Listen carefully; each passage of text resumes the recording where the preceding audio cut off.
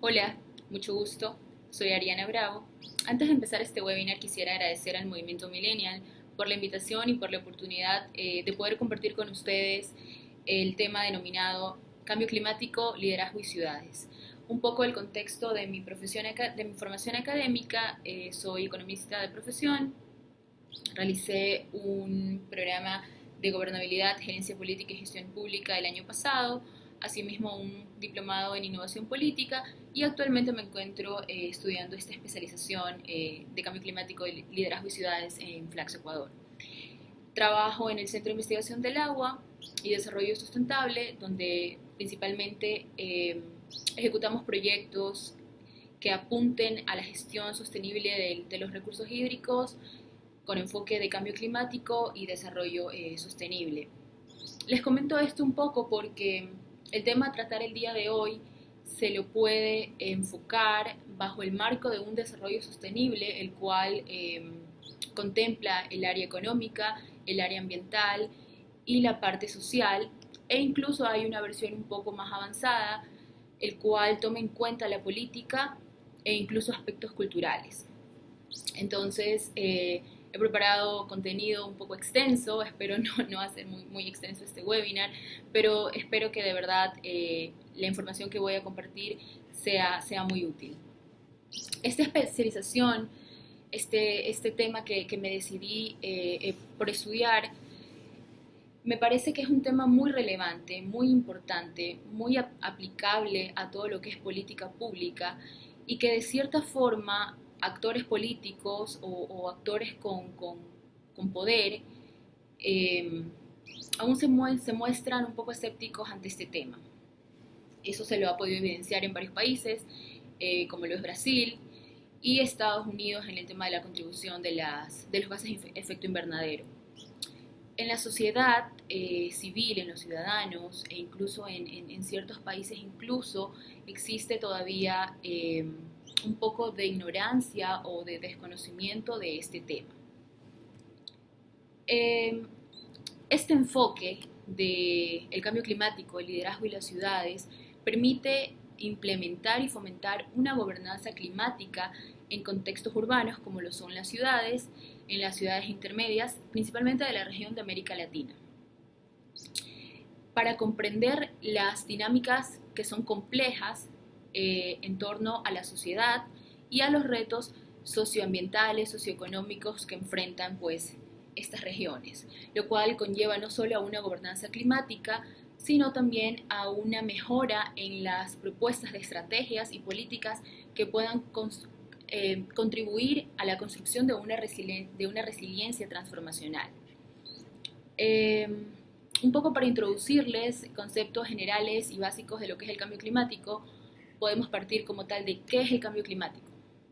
La Convención Marco de las Naciones Unidas sobre el Cambio Climático, en su artículo número 1, define a este cambio climático como un cambio de clima atribuido directa o indirectamente a la actividad humana que altera la composición de la atmósfera global y que se suma a la variabilidad natural del clima observada durante periodos de tiempos eh, comparables.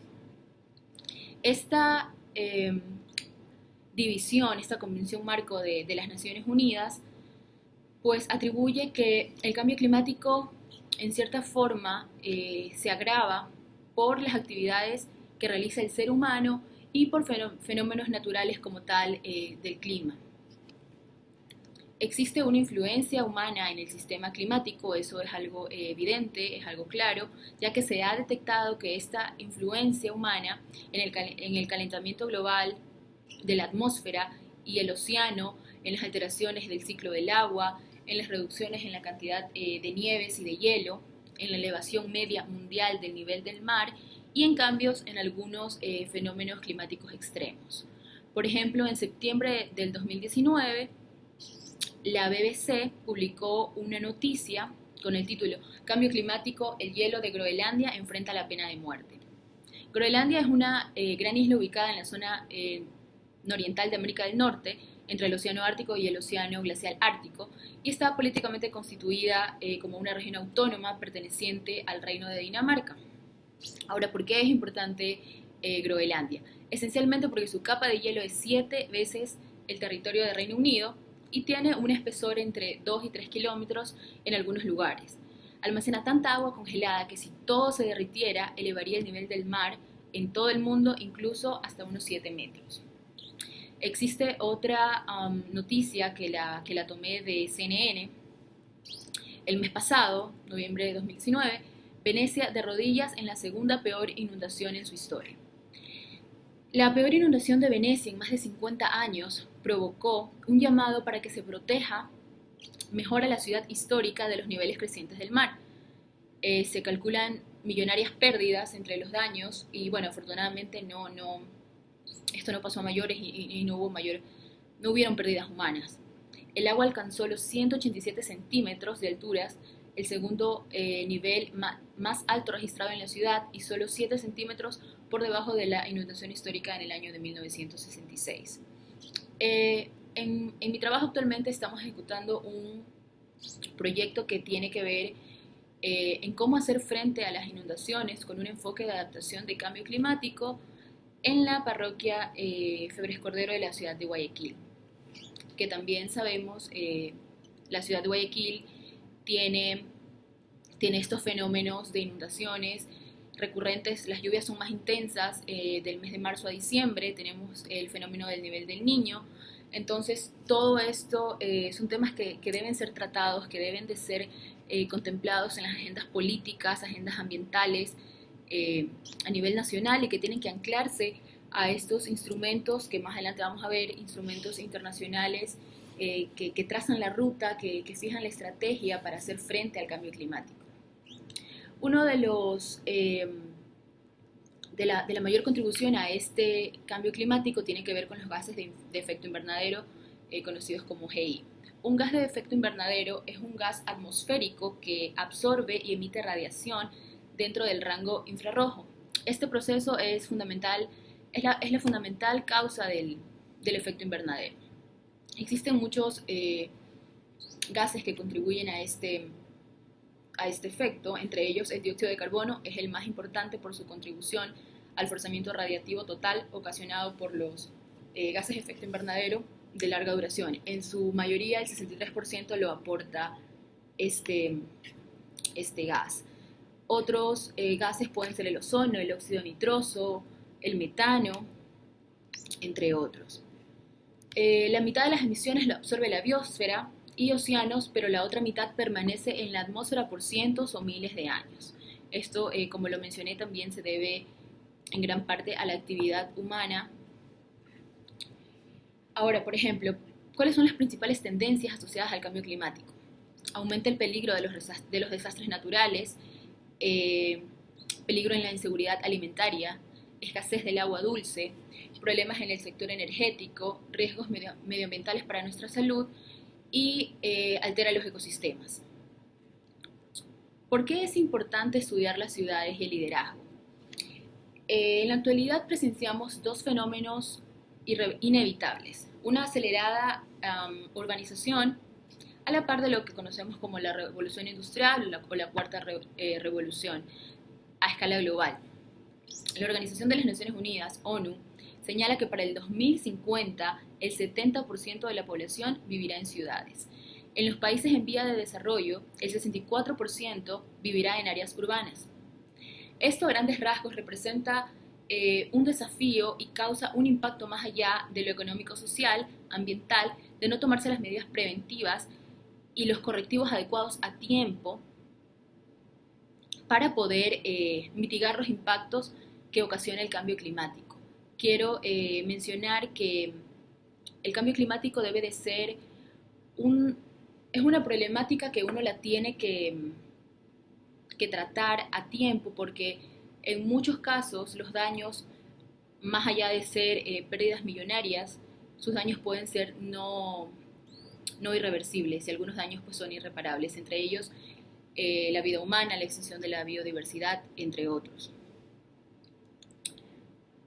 Contemplar el cambio climático influye directa y significativamente en el diseño y ejecución de políticas públicas, en una administración pública y una gobernanza que minimicen daños ambientales y colaterales a futuro.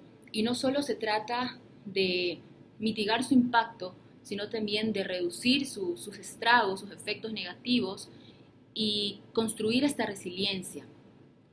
Es importante también mencionar que el cambio climático, así como causa impactos muy negativos, muy severos en ciertas ciudades del mundo, en otras ciudades, en otros contextos, significa también una oportunidad de mejora, una oportunidad de desarrollo cuando se le agrega el componente de innovación y de tecnología.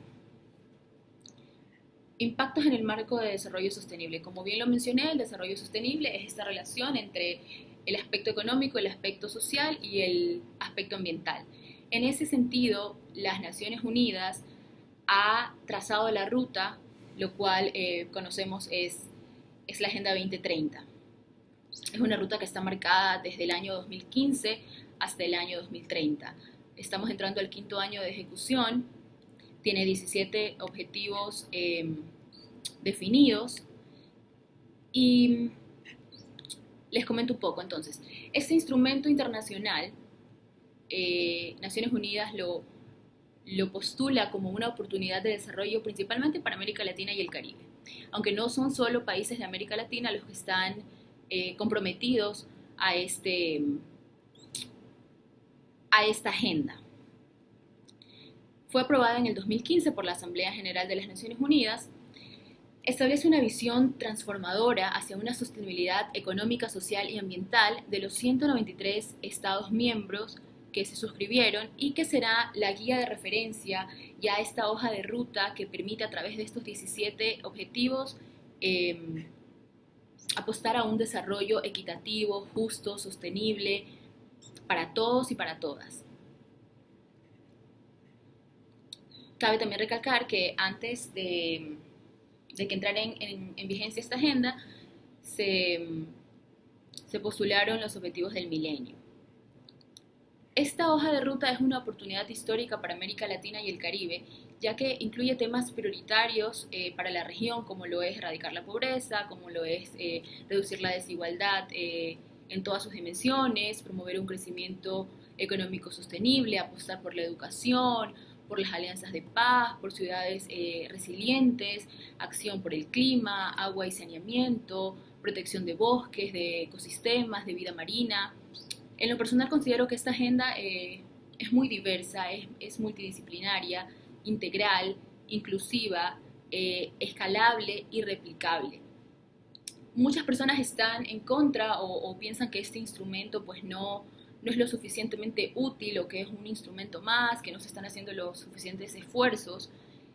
Todo depende también en cierta forma cómo sus gobernantes ejecuten esta agenda, pero en lo personal considero que al menos cuando tienes una ruta trazada, cuando tienes pilares, cuando tienes áreas, tienes ya un gran avance porque sabes de dónde partir. Y esa ruta es la misma que 193 países están tomando en cuenta.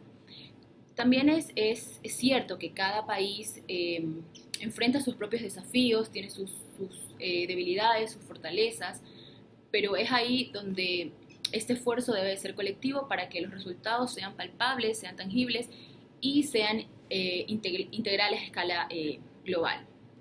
Los Objetivos de Desarrollo Sostenible, que son los 17 objetivos brevemente mencionados, son una herramienta de planificación, de gestión, de seguimiento de los países, tanto a nivel local, nivel nacional, nivel regional y nivel global.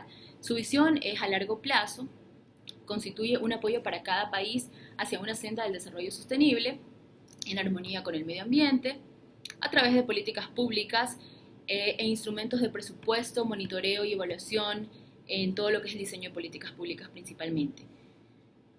Es una agenda, sí, ambiciosa, visionaria, que requiere la participación de lo que se conoce la triple hélice, el sector público, privado y la academia, en conjunto con la sociedad civil. Fomenta la participación ciudadana, la rendición de cuentas, la transparencia, entre otros. Es por eso que se invita y es importante la participación de los gobiernos en la implementación, en la ejecución y en el monitoreo de esta agenda, que tiene también bastante concordancia y relación con otros instrumentos que voy a mencionar a continuación. Por ejemplo, las Naciones Unidas es un organismo, en lo personal, es un organismo estrella, porque tiene sus oficinas en varias ciudades. Y, por ejemplo, tiene otro instrumento que se conoce como la Nueva Agenda Urbana de la División ONU Habitat.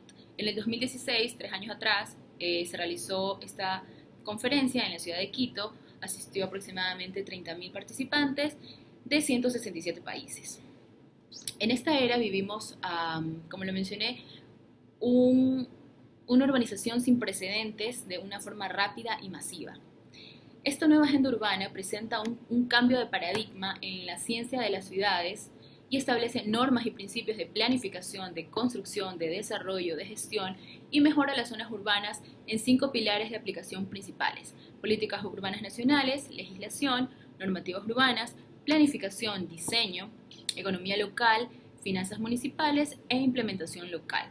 Este es un recurso que para que se realice es ideal un denominador común en todos los niveles de gobierno, tanto a nivel nacional, local, parroquial, organizaciones de la sociedad civil, sector privado, agrupaciones de partes interesadas y todas las personas que consideren los espacios urbanos como su hogar. Como vimos, la tasa de urbanización incluso es más elevada que la propia tasa de crecimiento poblacional en muchos países. ¿Cuáles son los principales retos de este instrumento, de esta nueva agenda urbana? Existe un incremento en la desigualdad. América Latina no es la región más pobre, pero sí es la región más desigual en términos de ingresos y en la distribución de los mismos. Hay migraciones forzadas, que no es lo mismo que un migrante, no es lo mismo que un refugiado. Quisiera hacer la aclaración. Migración concebido desde su concepto base. Un migrante migra a otros países, a otras ciudades para buscar oportunidades de mejora, pero un refugiado es una persona que por condiciones extremas, que incluso atenten con su vida, debe huir, debe salir de su país. En ese caso es una persona que no planificó pues esta salida y que va a otro país en condiciones precarias en muchas ocasiones. Es lo que estamos viendo pues con Venezuela. Existe expansión de los asentamientos formales y el cambio climático como tal son los principales retos que actualmente en este siglo pues enfrentan las ciudades, los países. La propuesta de esta nueva agenda en el tema de ciudades es que las ciudades sean compactas, estén conectadas. Lo conocemos bien por el término de Smart Cities, que actualmente el municipio de Guayaquil apunta a que Guayaquil sea una ciudad inteligente. Por eso promueve mucho el uso de las tecnologías, de espacios colectivos, colaborativos, en concordancia con el medio ambiente, fomentando el emprendimiento, la innovación y apostando a la educación. Y, como lo mencioné, ciudades compactas, conectadas e incluyentes. Esta nueva agenda se fundamenta en 3 pilares claves fundamentales para una urbanización sostenible: una estructura legal y regulatoria, una planificación y diseño urbano, sostenibilidad de un modelo económico y financiero. Y en este sentido, ¿por qué es importante estudiar las ciudades? Porque como estamos viendo, hay esta migración masiva, acelerada, de personas que del área rural migran a las ciudades, como es conocido históricamente, a buscar mejores condiciones de vida.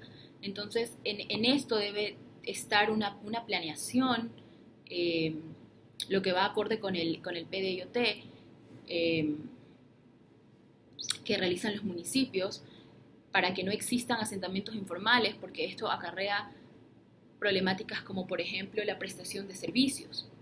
Entonces, en ese sentido, también intervienen los niveles de industrialización, y esto es lo que agrava el cambio climático en este contexto urbano que abarca pues, la mayor cantidad de la población.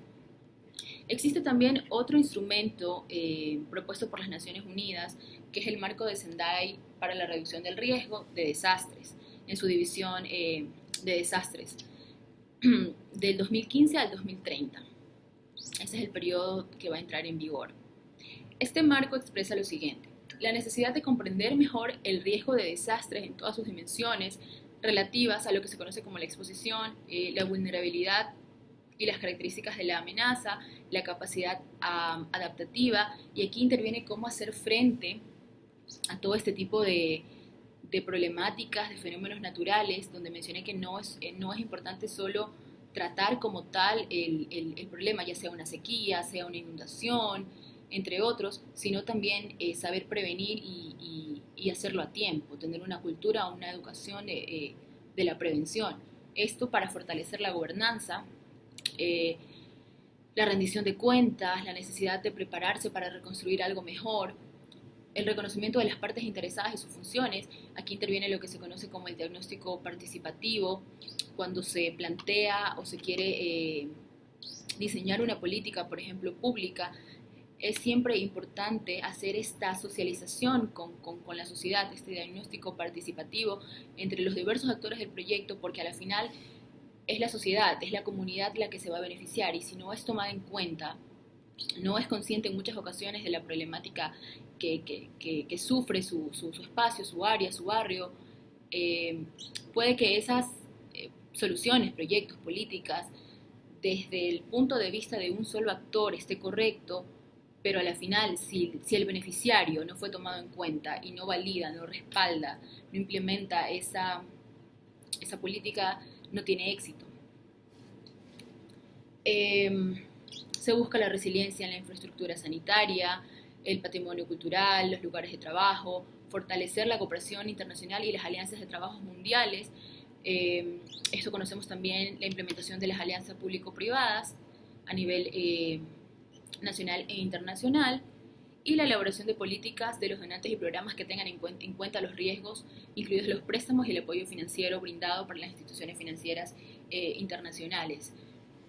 En este tema del cambio climático existen fuentes de financiamiento, se han creado fondos del agua, el Fondo Verde, Fondo Acción para el Clima, donde existen líneas financieras, presupuestos que son netamente para hacer frente a esta problemática, pero que en muchas ocasiones eh, la gente desconoce o no se instruye un poco en cómo aplicar estos fondos.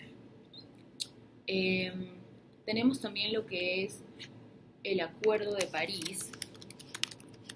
Déjenme, lo busco un poco y hasta encontrarlo. Aquí está. Este Acuerdo de París lo que busca es reforzar la respuesta mundial a la amenaza del cambio climático, manteniendo el aumento de la temperatura mundial en este siglo muy por debajo de los 2 grados centígrados, por encima de los niveles preindustriales, y proseguir esfuerzos para limitar aún más el aumento de la temperatura. Este acuerdo tiene como objetivo aumentar la capacidad de los países para hacer frente a los efectos climáticos. En sí, cada país se compromete a reducir su contribución de gases de efecto invernadero en el sector energético, en el sector industrial, agrícola, entre otros. Para alcanzar estos objetivos ambiciosos es preciso establecer un marco tecnológico nuevo y mejorar el fomento de la capacidad, con el fin de apoyar medidas que adopten los países en desarrollo y en vías de desarrollo, más que nada países vulnerables, en consonancia con sus propios objetivos nacionales. En este caso, pues los objetivos de nuestro país están anclados al plan Toda una Vida, y así movilizar los recursos financieros necesarios para llevar a cabo estos proyectos. ¿Por qué es importante estudiar el cambio climático? Considero que es importante su estudio, que también con el paso del tiempo, si no se actúa de manera adecuada, va a ser más palpable sus estragos. Entonces, no solo el cambio climático como tal, sino también temas del medio ambiente deben de ser tratados siempre, debe ser un aspecto transversal, porque el cambio climático es un problema, pero la conservación de las especies, de la biodiversidad es algo que está latente, que está siempre presente.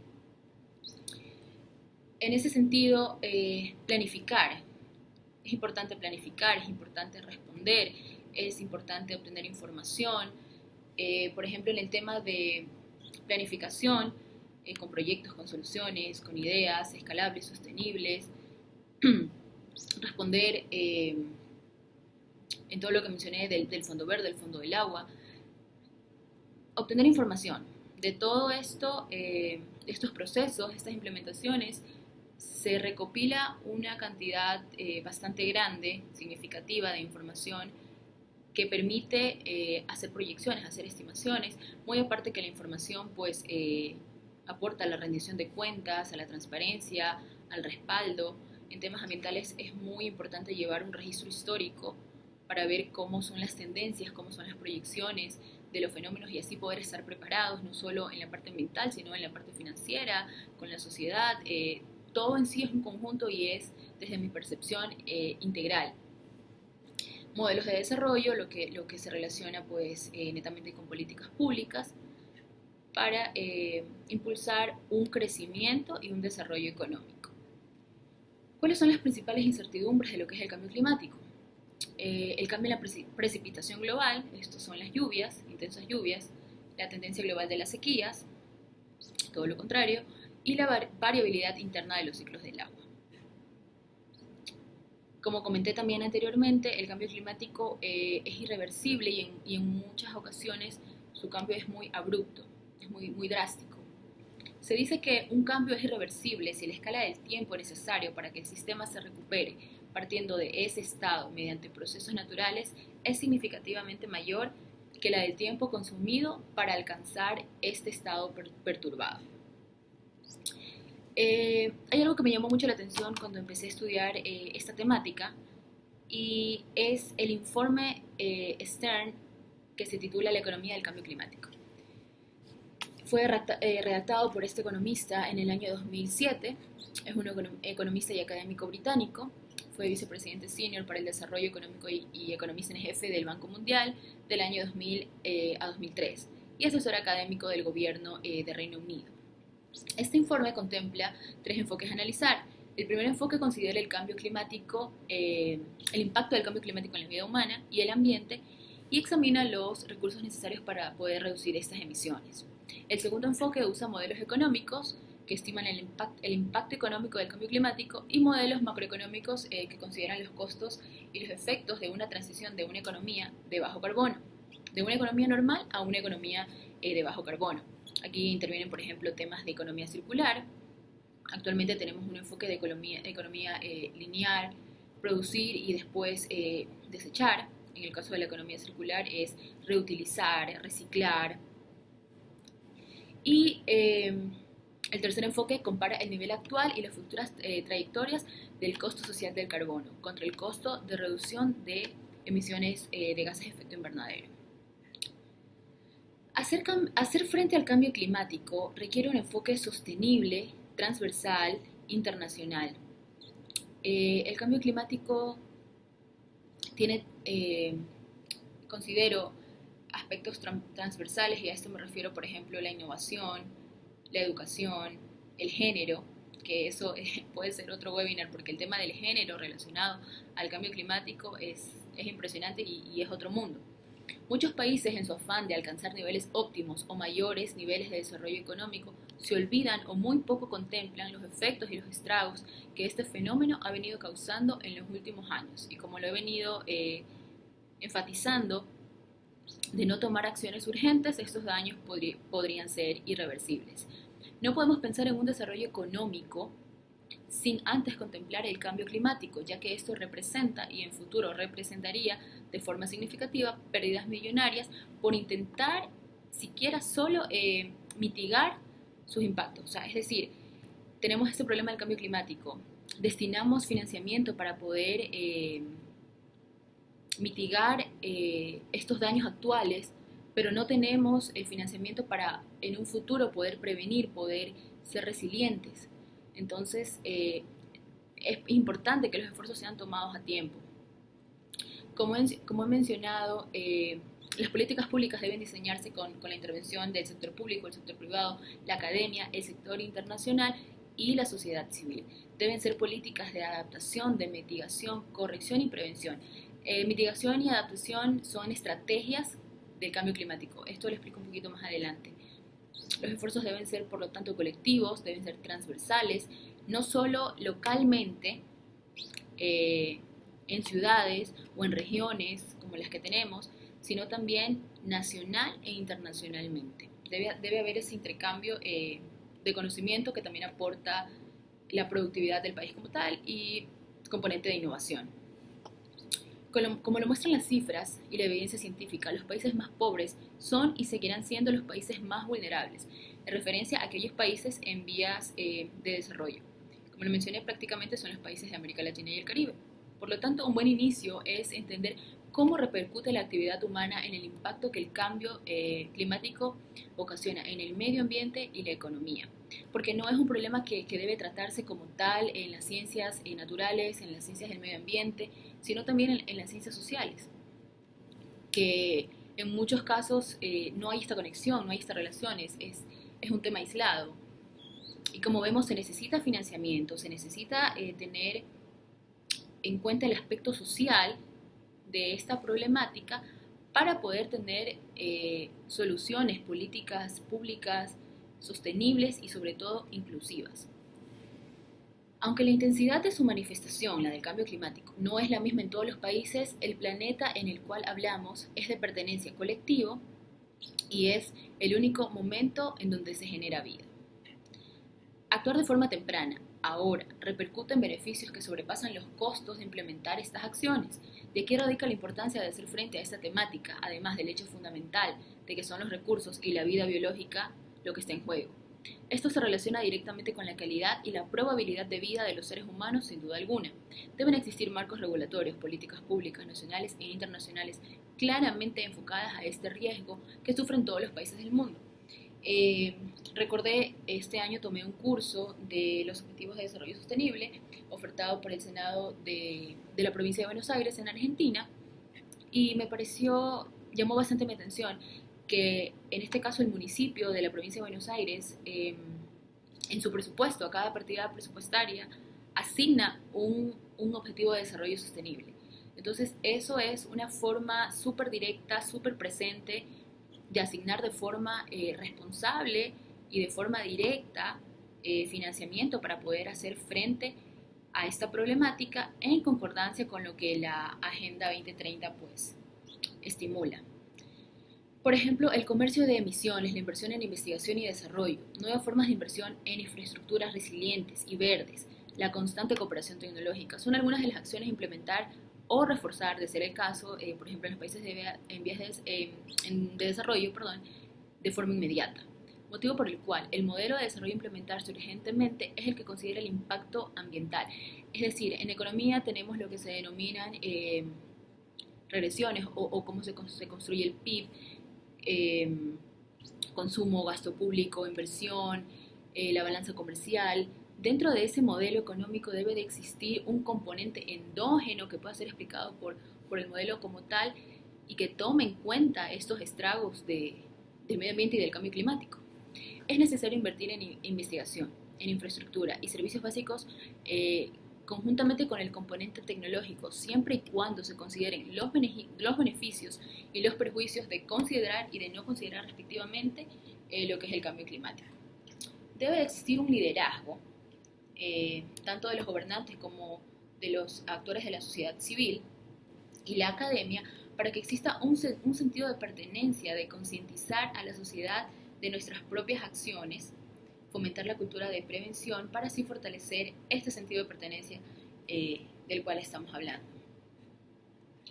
Existe evidencia del calentamiento mundial a nivel del calentamiento climático a nivel mundial. Para esto las Naciones Unidas creó un grupo que se denomina el IPCC. Este es un grupo intergubernamental de expertos sobre el cambio climático. Tiene 3 grupos de trabajo. El primer grupo se basa en la evidencia científica del sistema climático. El segundo grupo trata todo lo que se relaciona a impactos, vulnerabilidades, adaptaciones de sistemas naturales y socioeconómicos. El tercer grupo trata lo que es la mitigación, que básicamente es reducir las emisiones de gases de efecto invernadero. Y existe un grupo de operaciones, Task Force, sobre los inventarios de gases de efecto invernadero a nivel nacional en cada país. Un poco lo que son las estrategias de adaptación. Se dividen en dos, adaptación y mitigación. Adaptación, por ejemplo, son medidas basadas en reducir la vulnerabilidad ante los efectos derivados del cambio climático. Construcción de instalaciones y obras de infraestructuras más seguras. Aquí interviene, por ejemplo, el tema de no tener financiamiento destinado para combatir todo lo que es medio ambiente. Restauración paisajística, paisaje natural y reforestación de bosques. Creación de cultivo flexible y variado para estar preparados ante catástrofes naturales que amenacen a las cosechas, medidas de prevención y precaución, planes de evacuación, sistemas de alerta temprana, cuestiones sanitarias, entre otros. Investigación y desarrollo sobre los desastres, sobre las posibles catástrofes. Por ejemplo, estas estrategias vinculadas a sectores como la agricultura, la infraestructura, salud humana, turismo, agua, transporte, energía, por mencionar algunos. Agua, el aumento de la recolección de agua de lluvia, almacenamiento de agua y conservación, reutilización del agua, desalinización, mayor eficiencia en el uso del agua y el riego. En temas de agricultura, altera las fechas de siembra y las variedades de cultivos, reubicación de cultivos, un menor manejo de la tierra. En energía, fortalecimiento de la transmisión aérea y redes de distribución, poniendo un poco de cable subterráneo, eficiencia energética, es apostar por estas energías renovables, como por ejemplo la biomasa, entre otros. En cuanto a la mitigación, son acciones encaminadas a reducir y limitar las emisiones de gases de efecto invernadero, practicar la eficiencia energética, un mayor uso de energías renovables, implementación de medios de transporte eficientes, transporte público eléctrico, bicicleta, coches compartidos. Esto también es tener este enfoque, este pensamiento colaborativo. Impuestos sobre el carbono, mercado de emisiones, entre otros. Hemos visto que las principales organizaciones que hacen frente a esta problemática son la CEPAL, que es la Comisión Económica para América Latina y el Caribe, de las Naciones Unidas, las Naciones Unidas como tal, con todas sus divisiones que hacen frente a esta problemática. Tengo por acá que en el 2015 la CEPAL desarrolló un estudio que se denomina 8 tesis sobre el cambio climático y el desarrollo sostenible en América Latina. Por ejemplo, una de ellas, el cambio climático está induciendo modificaciones ya discernibles en el clima. El cambio climático, consecuencia de una externalidad negativa, es consustancial al actual estilo de desarrollo global. El cambio climático contiene una paradoja temporal, esto es, sus efectos serán más intensos en la segunda mitad del siglo XXI, pero resolver el problema requiere actuar en lo inmediato. El cambio climático es un fenómeno global, pero doblemente asimétrico para América Latina. Esto es, América Latina contribuye con el 9% de las emisiones globales, pero es particularmente vulnerable a los efectos climáticos y además la población pobre es más vulnerable.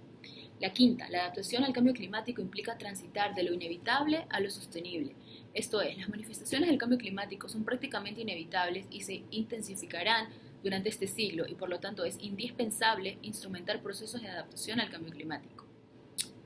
El actual estilo de desarrollo en América Latina no representa un desarrollo sostenible como lo ejemplifican los patrones de consumo donde se observa, por ejemplo, un tránsito del transporte público al privado.